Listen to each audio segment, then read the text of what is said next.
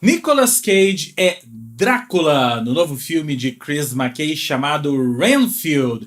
E se isso não é motivo suficiente para você ir até o cinema, então nem precisa assistir esse vídeo. Mas antes de eu falar do filme, você já sabe. Assine este canal, ative as notificações, faça tudo aquilo que todos os vídeos do YouTube mandam você fazer. Dê um like nesse vídeo, comente esse vídeo, compartilhe com os amigos, porque só assim a gente faz esse canal crescer. E eu também, não custa lembrar, sempre lembro a vocês, para assinarem a minha newsletter, chamada Mala. A Mala sai todas as sextas-feiras na versão gratuita, para todos os assinantes, e periodicamente, de 15 em 15 dias, eu tenho uma versão para os assinantes pagos com textos especiais e algumas pensatas sobre o universo da cultura pop e do entretenimento. O endereço está aqui ou na descrição deste vídeo. Voltando ao filme, Renfield é focado em Renfield, o personagem que já é clássico do cinema, que é o ajudante, o servo, o escravo, chamem como quiserem, do Drácula. Nesse filme, ele é interpretado pelo Nicholas Hoult. Nicholas Hoult, que é um ator curioso, que na semana passada, na newsletter Mala, eu até dei uma notícia sobre ele, que ele recusou papéis em Top Gun e mais outros filmes importantes. Até esse filme, o Renfield, tá na lista de papéis que ele acabou fazendo, em que ele não recusou, em que ele não foi retirado. Enfim, é só um parênteses curioso. Mas então, o Nicholas Hoult, o Renfield, nesse filme, a ação é transportada para os dias de hoje em Nova Orleans, em New Orleans. Nada mais apropriado do que um filme sobre vampiros em New Orleans. Quem se lembra, por exemplo, da série True Blood, se lembra muito bem que o estado da Louisiana, aquela coisa ali de New Orleans e adjacências, tem um quê de vampiresco.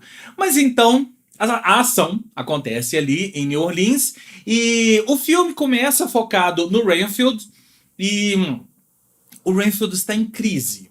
Renfield está em crise e ele quer sair dessa relação que ele tem com o Conde Drácula, interpretado por Nicolas Cage, que é o que ele chama de uma relação abusiva.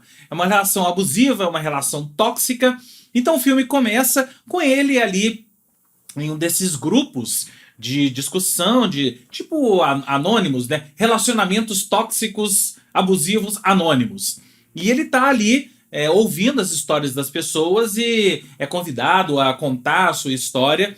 E ele diz que, calma, vocês não acreditariam. Aquele clichêzão de gente que vai contar uma história absurda. E aí a gente é levado a conhecer um pouco da história do Renfield com o Drácula, desde quando eles se tornaram ali parceiros ou uma relação, ou desde quando eles estabeleceram essa relação abusiva até como é que isso chegou nos dias de hoje. E acaba que o Renfield acaba se envolvendo em uma outra situação ali num restaurante em que ele vê uma ação policial e meio que se apaixona.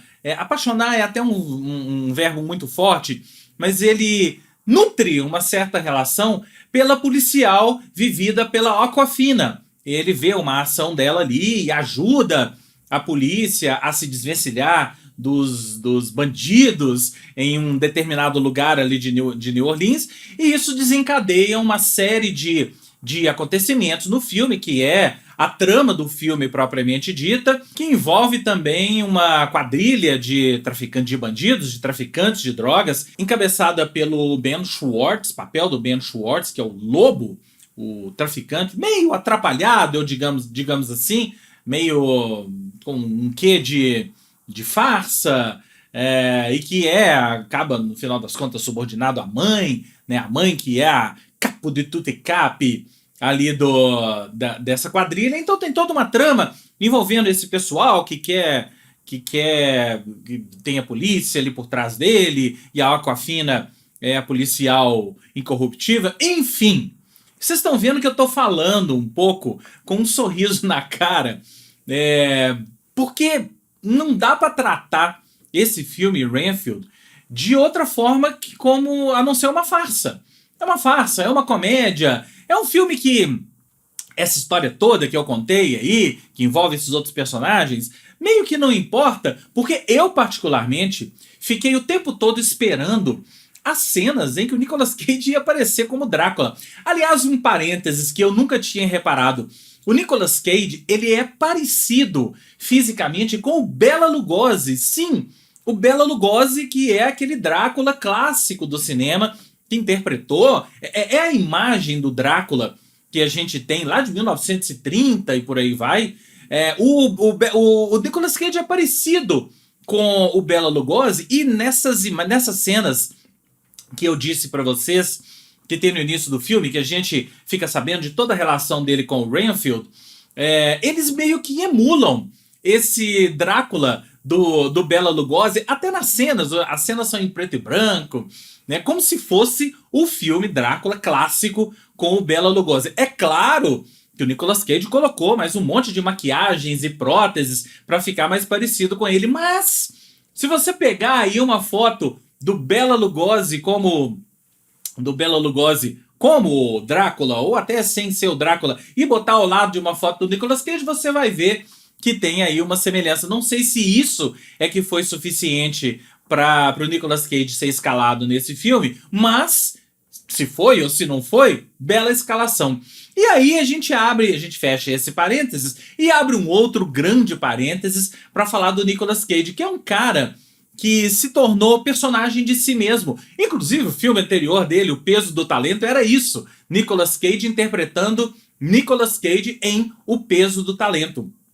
Ele virou um ator caricato que interpreta personagens caricatos e com a canastrice de sempre, porque você não venha me falar que o Nicolas Cage de hoje é um ator com uma carga dramática. Não, o Nicolas Cage é hoje uma paródia, é apenas uma paródia do ator do Nicolas Cage que a gente viu no passado, em filmes como Arizona Nunca Mais, Coração Selvagem e por aí vai. Hoje ele é um ator canastrão e ele parece que gosta disso.